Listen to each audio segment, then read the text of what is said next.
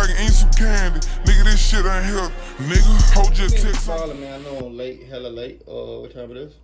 It's 6:22. The video big came out about 2 hours. Man, I was cleaning up all day. Ain't gonna lie. I'm gonna wash the clothes and shit.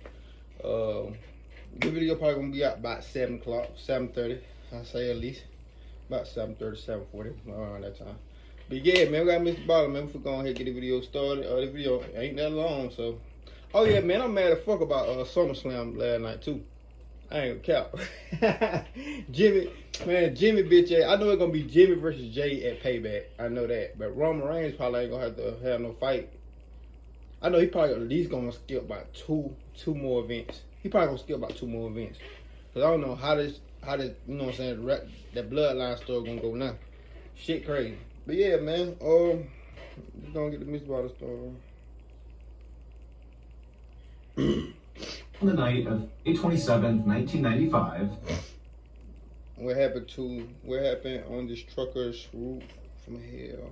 A long-haul truck driver named Devin Williams pulled his gigantic refrigerated semi-truck into a truck stop in a city called Kingman, Arizona.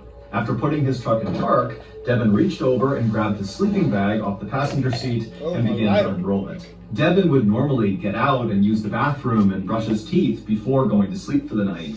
But this night, Devin was so exhausted that instead of going in, he just unfurled that sleeping bag and then climbed behind the front 2 seats of his truck and got into what's called the sleeper cab, which is an area behind the front 2 seats in the cab where drivers can lay down and rest. Devin had been on the road for the last 4 days, basically non-stop. And all he wanted to do was just finish the stupid route and get back home to his wife, Mary Lou, and their 3 kids in the tiny town of Americus in Kansas. Devin hated being away from his family for long periods of time, which unfortunately... I was gonna say shit. They'll come with that trucker shit. I was gonna say, cause they got Americans down here in Georgia. ...was part of his job, being a long-haul truck driver. But they needed the money because he and his wife had just bought a new house and it was a total fixer-upper, and so they needed to do a whole bunch of repairs to turn that house into a home. And so, missing his family and just wishing he was done with this route, Devin laid in his sleeping bag in the sleeper cab trying to fall asleep, but he just couldn't. And unfortunately, as Devin knew, if he didn't sleep this night, then he would have to take another break later on this route to rest, because he couldn't just continue to drive with absolutely no sleep. Yeah, no. And so taking an additional break that he was not prepping for could affect his ability to get home on time. It was Saturday night. Me personally, I'm going to sleep for about, well, if I want to take a nap, I'm going to take a nap for about 2 hours. You need to get some, that's how you drive trucks. You need some nap. You need to sleep, no cap. And the strawberries and lettuce that Devin was hauling inside of his truck were due in Kansas City, Missouri, 1,300 miles away on Monday morning. And so Devin began doing the math in his head. If he stopped a little while later to take another sleep break, would he still be able to cover those 1,300 miles by Monday? And he just wasn't sure. Everybody at the trucking company where Devin worked knew the 29-year-old as being very easygoing and good-natured. Trucking was very hard. People drove insanely long hours on very little sleep, and some people even took drugs to stay awake even longer to make sure they hit their deadlines. And so truckers have kind of earned the reputation of being very rough and tough people. And Devin certainly looked rough and tough. He was this big... Do I look rough and tough?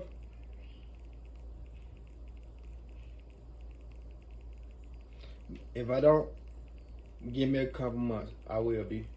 Guy who wore cowboy hats, he had a big Fu Manchu mustache, and tattoos. But in reality, despite how he looked, he was actually like a gentle giant. And really all he talked about were his kids, who he was These totally black and miles I be smoking. The only time anyone at this company saw Devin get mad was when his work interfered with his ability to see his family. And now, as Devin tossed and turned inside of his sleeper cab, he was getting mad because he was thinking this stupid route and his inability to sleep during this particular break was very likely going to interfere with seeing his family. And after an hour of Devin getting angrier and so not sleeping at all, he finally just gave up on sleep. He chucked his sleeping bag, he climbed out of the cab, and he headed into the truck stop where he went to the bathroom, he got a bite to eat, and then he called his boss and he told him that he had just made a stop in order to sleep, but he couldn't. And so he was just going to hit the road again. But don't worry, even though I need another break in order to sleep, I will be in Kansas City on Monday morning with this delivery on time. After speaking to his boss, Devin left the truck stop, climbed back into his... I ain't gonna cap. You probably feel like, you know how you feel like you're sleepy, but when you lay down and shit, you really ain't sleeping, it'd be hard for you to go to sleep. I be doing that shit sometimes too. I ain't gonna cap. I be thinking I'm sleepy, and then I lay down. I ain't sleeping no more. Shit, truck, he fired it up, and then before long, he was back on the highway driving east. Devin's boss was a guy named Tom Wilson, and he didn't find anything unusual about this phone call he got from Devin. Maybe it was a little unusual that Devin was unable to sleep, and that he called his boss to say he was unable to sleep, but Devin sounded totally normal. And so that night, Tom was not worried at all that Devin would not make it to Kansas City by Monday morning. Devin was like one of his most reliable guys, and so if Devin said he was going to be there on Monday morning, even if he needed extra breaks along the way, then he would be there on Monday morning. But on Monday morning, the distribution center in Kansas City, Missouri, where Devin was supposed to go and drop off the lettuce and strawberries, called Tom Wilson and they said, "Hey, your driver's not here yet. What's going on?" Now, at first, Tom was actually really annoyed with the distribution center because he felt like, okay, the clock has just struck the deadline. Devin will likely arrive in the next few minutes, and they're prematurely calling to complain. And so Tom communicated that to the... they be doing whole shit like that too. I ain't gonna count. They be doing whole shit like that. Definitely. Distribution center, and they said, okay, fine, we'll wait a little bit longer. But when almost an hour passed and still Devin had not shown up, the distribution center called Tom back and said, hey, he's not here. Now, after the second call, Tom totally changed his mindset, and he was actually now worried about Devin. And so he apologized to the distribution center and said he would get in touch with Devin as soon as he could and figure out where their shipment was. But Tom couldn't just call Devin and ask where he was and what was going on, because this was back in 1995. They didn't have cell phones, and so Tom basically just had to wait for Devin, who's out on the road somewhere, to stop somewhere and call Tom to tell Tom what's going on. And now I look at old movies and shit like that, like, why the fuck nobody ever thought about made cell phones back in the day? I know they had cell phones back in 1990 something. I go at my mom right now, they had cell phones, probably like beepers and shit. I know they had beepers come on. I know my grandma had a beeper and shit like that. Shit like that, man. I know somebody had something like that. And so all day Monday, Tom sat at his desk waiting for a call from Devin. And when he didn't get a call from Devin, Tom began calling his other drivers all over the country, asking them if maybe they had had some sort of interaction with Devin and knew where he was and why he had not made it to Kansas City on time. But none of the drivers had any idea what was going on with Devin. No one had spoken to him. Then that evening, Tom got a call, but it was not from Devin. It was from Devin's wife, Mary Lou. And she was calling to say, where's Devin? He was supposed to be home by now, and he's not. I haven't heard from him in days. What's going on? And at this, Tom suddenly thought, okay, we have a real problem here. And so when Tom explained to Mary Lou what was going on with Devin, how he had missed this deadline, Mary Lou panicked and immediately called the police. How many subscriptions are you paying for? Rocket Money finds sneaky or forgotten subscriptions and makes canceling them as easy as clicking a button. A little while later, a police officer in Americus, Kansas, arrived at Mary Lou's house to take down the missing person report.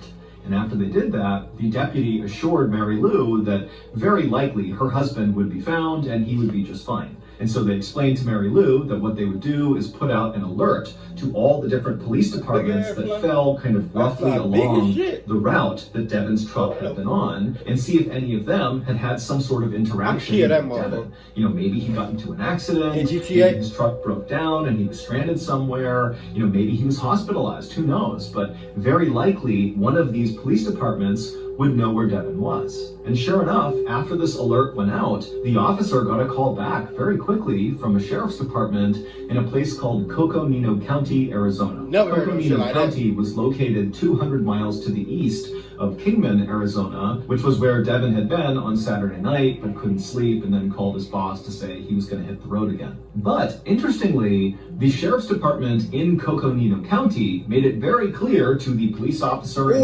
Kansas that they had no idea where Devin was. So, hold on. I just couldn't flop my hand. I'm known for doing that shit, man. If you ain't never did karate, you wouldn't know. But they definitely knew where his truck was. In fact, basically everybody in Coconino County knew where Devin's truck was. It was all anybody in that county was talking about. Because on Sunday, so the day before Devin was reported missing, somebody driving Devin's truck spent the entire day terrorizing hikers and campers inside of the Tonto National Forest in Coconino County. The Tonto National Forest, which is... Where in the fucking Joyride shit is this? I seen Joyride. Joyride, everybody know the Joyride, the first Joyride with Paul Walker. Man, that shit the best one. No cap. Have you ever seen Joyride? It's about a trucker and he going around terrorizing folks. It's a 1, a 2, and a 3. And if it's a 4th one, I don't know. But I know it's 3. Shit show.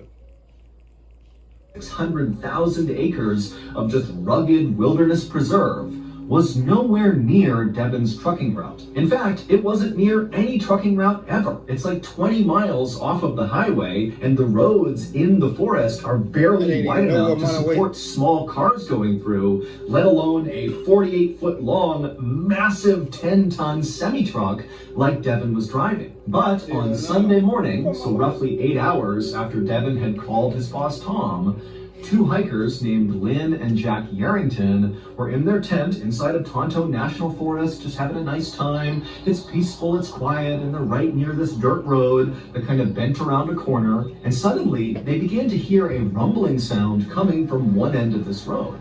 And so they were in their tent, they unzipped it, they looked out, and at first, all they saw on the road coming in their direction was this huge cloud of dust and smoke. And then through the dust and smoke came Devin's humongous truck blazing down this road at practically full speed. And at first, Jack and Lynn are like, how is this truck even in the forest? How did it get here? How did it actually manage to drive to this point? And after Devin's truck whizzed past them and blazed off in the other direction out of sight, Lynn and Jack weren't scared or worried. They were just totally confused. And so they began speculating, like, well, maybe the driver got lost and they're trying to find a place to turn around or something. And sure enough, a couple of minutes later, they heard a rumbling sound and they saw another cloud of dust, and it was Devin's truck now coming back in the other direction on the same dirt road. And so Jack and Lynn, they kind of backed up behind their tent, and they watched as this truck blazed past them again, flying out the other direction. And so in some ways, that kind of confirmed to Lynn and Jack that yes, this driver, who's definitely driving recklessly at this point, has likely gotten lost. They've managed to turn around, and now they're heading back out to the highway, and that's all this was. And then all of a sudden, as they're kind of chatting about it and laughing about it, they hear the sound of the truck coming back again. And they look up, and sure enough, there's Devin's truck barreling down the road again. Except this time, Jack and Lynn, they looked where Devin's truck was going, and they saw there was a small sedan coming up the road in the opposite direction. So Devin and the sedan are going to collide, and because this road was actually on a turn, the driver of the sedan couldn't actually see the truck, and the driver of the truck, whether it was Devin or somebody else, couldn't see the sedan. And so both drivers are driving towards each other without realizing it. And so Jack and Lynn, they jump up, they begin screaming and yelling at the driver of the truck to slow down, but the truck didn't slow down. It just continued coming down the road, and the sedan driver, he saw Jack and Lynn flailing their arms and trying to get somebody to stop on the road, And so sensing there was another car, the sedan came to a full stop, and then right in front of them, they saw this truck come barreling around the road, and so the sedan began backing up wildly, trying to get out of the way of this huge truck, and then finally, the driver of the sedan just cut the wheel and peeled off the side of the road into the brush, and right as they did, the truck, which had not slowed down at all, even though the driver could have clearly seen the sedan, just whizzed right past the sedan and would have smashed into it if the sedan had not jumped off the road. The driver of the sedan got out of the car, and when Jack and Lynn ran up to him to make sure he was okay, he would tell them that he got a good look at the driver of the truck as he drove past him, and he told them that the driver was just gripping the wheel, looking totally straight ahead, no expression whatsoever, just barreling past him. It was like he didn't even look at the sedan. He was just going. Should I take this? Know who's calling and why. Download RoboKiller and try call screening today. We just recently found out about back market. I just got an upgraded phone and I wish I would. A little later that day, and not far from where this incident had just happened on this road with Jack and Lynn and the sedan, there was this family that was hiking through Tonto National Forest, and they had arrived at this big, beautiful open field in the middle of the forest, and they planned to have a picnic in this field. But as they came out of the tree line and walked into this beautiful open high grass meadow area, they looked out and they saw just kind of in the middle of the field was this huge truck that made no sense. How in the world could this truck have gotten to this meadow? They didn't know. But they clearly saw there's a truck, and the father of the family, he saw there was a man standing next to this truck, just kind of looking away from them off at the mountains in the distance. And so this family kind of assumed that the driver of this truck had somehow gotten into this meadow and maybe their truck was stuck, and so now they need help. And so the father told his family to stay put for a second, and then he, on his own, walked across the meadow towards this truck. And as the father got closer, he did see that very clearly the truck was stuck in the mud. And so this driver very likely is stranded. And so as he got close enough, the father yelled out to this guy and said, "Hey, do you need some help? We can go back and call someone. What can we do for you?" But the man who was standing outside of the truck didn't even turn around to talk to this father. He just kept standing there motionless, looking off into the distance. And so the father made it about 5 or 6 feet away from this guy, and the father just stopped and very clearly said, "Hey, I'm talking to you. Do you need help?" And at this point, the man who was standing next to the truck, he turned around and he looked at the father. And immediately the father kind of backed up for a second because there was something off about this guy. The guy was just kind of standing there and he was staring at the father, and he opened his mouth like he was about to speak. But instead of speaking, he just kept opening his mouth wider and wider until it was as wide as he could get it. And then he began wiggling his lower jaw back and forth as fast as he could, and then clicking his teeth simultaneously. And so the father just began backing up like there was something wrong with this guy. And right as the father was about to just turn around and leave and go protect his family from this guy, the guy stopped with his mouth, and then he just stared directly at the father and said very calmly, "I didn't do it. They did it." Now, when the father heard this, he was already so weirded out by this guy that he didn't even have any questions to follow up with. Instead, he just turned and began running back towards his family. And so feeling very unsettled, the family, they ran back to their car, they drove back home, and they called the police about this guy and his truck. It would take a deputy from the Coconino County Sheriff's Department a little while to finally navigate the way all the way out to this meadow where this truck and this guy apparently were. And when the deputy got there, they walked out into this meadow. I don't know if I'm tripping or I'm just high, but the story ain't making no motherfucking sense at all. But I'm gonna shut the fuck up, because when I watch other YouTubes, I be wanting them to shut the fuck up and just watch it. So I'm just shut the fuck up and watch it.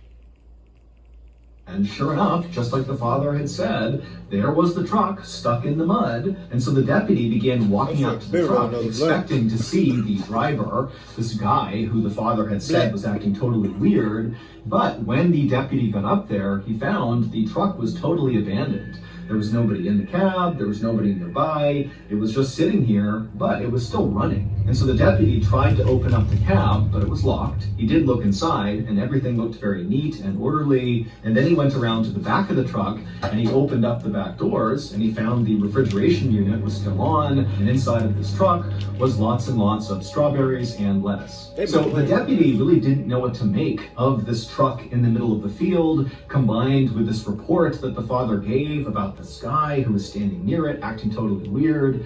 And so he just checked the license plate of the truck and he ran it against his database to see if there were any matching reports of missing trucks or missing truck drivers, but there weren't any. Because remember, this is on Sunday this is happening, and it wasn't until the next day, Monday, that Devin was reported missing and his truck was added to a list of missing trucks and missing truck drivers. And so the Coconino County deputy just called a towing company who came out and hauled Devin's truck out of the forest. And then 24 hours later, when Devin was reported missing, the Coconino County Sheriff's Department put it all together and contacted the officer in Americus, Kansas to say, okay, we do have Devin's truck, but we don't have any other answers for you.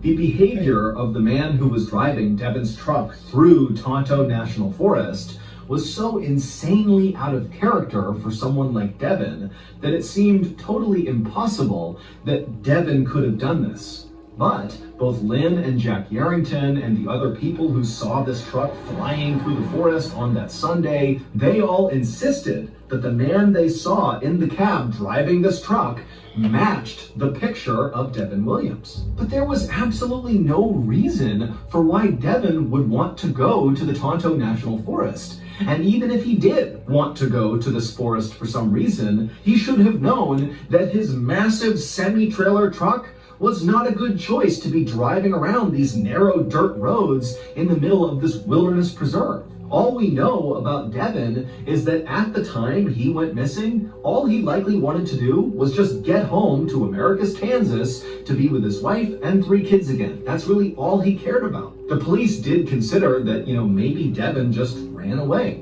But that theory didn't add up. Devin had no criminal record, he had a great relationship with his wife, so there were no issues there, and there were no other kind of outstanding relationship issues with friends or family.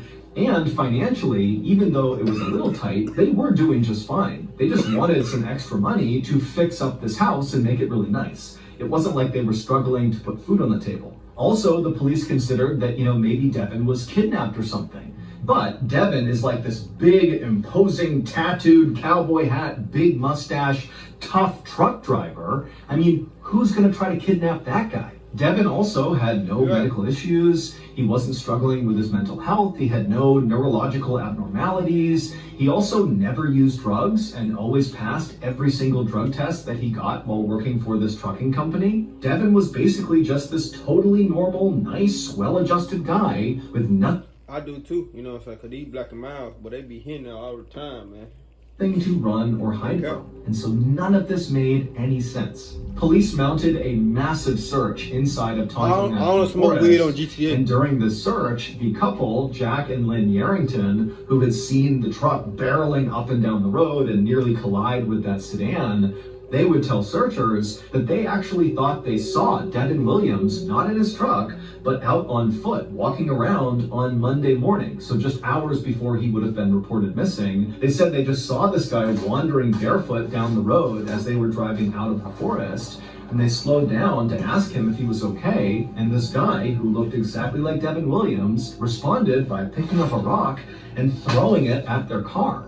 And so Jack and Lynn just drove past him, not realizing that this was the guy who very likely was driving that truck. Now, the police, when they began this search, were pretty confident they would find Devin, especially after hearing from Jack and Lynn that he was pretty likely on foot and without shoes walking around the forest. It seemed like he could not get very far. But despite this huge search, they could not find Devin. There was absolutely no trace of him. And so, after nearly 3 weeks of searching and not finding Devin, the police called off the search. Then, on May 2nd, 1997, so almost exactly 2 years from when Devin had been reported missing, 2 hikers were walking on this trail in the middle of Tonto National Forest, right in the area where police had extensively searched for Devin 2 years earlier. These 2 hikers, they're walking on this trail, and up ahead they see there's this white thing right in the middle of the trail, just kind of sitting out. Now, this is a well-trafficked trail, and so they're wondering, what is this thing? And so they walk up, and they see this white thing is a perfectly intact human skull. There's no skeleton, it's just the skull. And so these hikers, they gasp, they can't believe they're looking at a real human head, and they're thinking, how in the world did it get here? Why hasn't anybody else seen this and taken it? Like, how are we the first ones to see this? And so they would end up calling the police. The police would come out. Man, off topic. I'm so motherfucking high right now. Like, y'all know what I'm talking about. The Black and Mild got me, you know what I'm saying, in GTA. Bruh, I don't know why I thought about 50 Cent Blood on Sand. If you play 50 Cent Blood on Sand, my dumb ass would have walked right past that damn head and be like, that's a made up skull until I actually seen it. But if you look at some shit, you be like, damn, that's a fake skull type shit. But I don't know about it in the wood though. I don't know about it in the wood though. I'm tripping.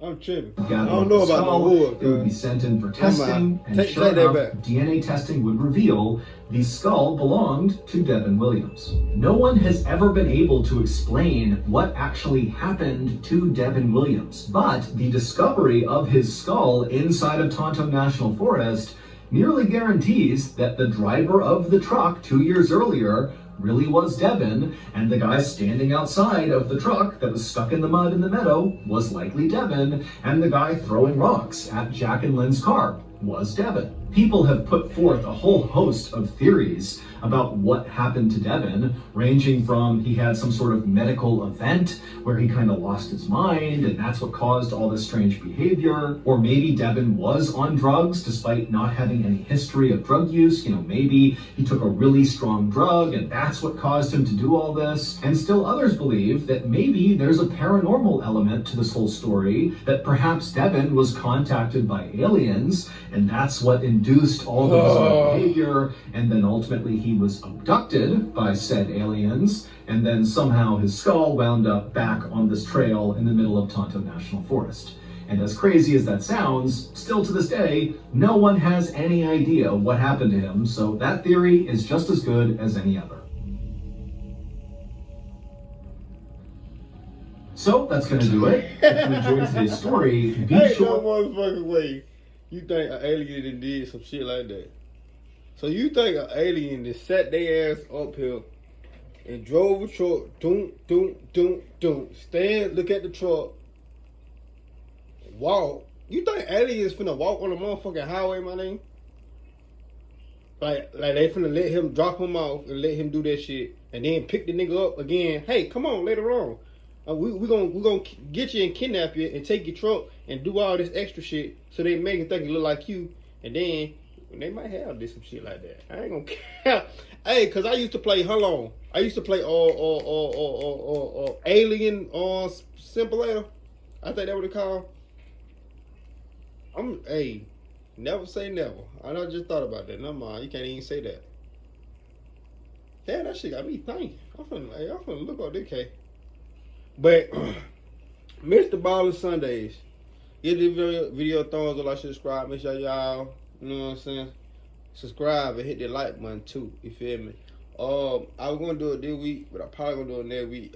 When I say Mr. Ballin Sunday, I'm gonna start going ahead and do the podcast and do the goddamn what's your name on the same day. So that'll be 2 videos on every Sunday. That's the only goddamn, yeah. Cause I started fucking with his what's your name, so I like his podcast now. So I'm gonna start reacting to his podcast. That being said, see y'all motherfuckers on the next video.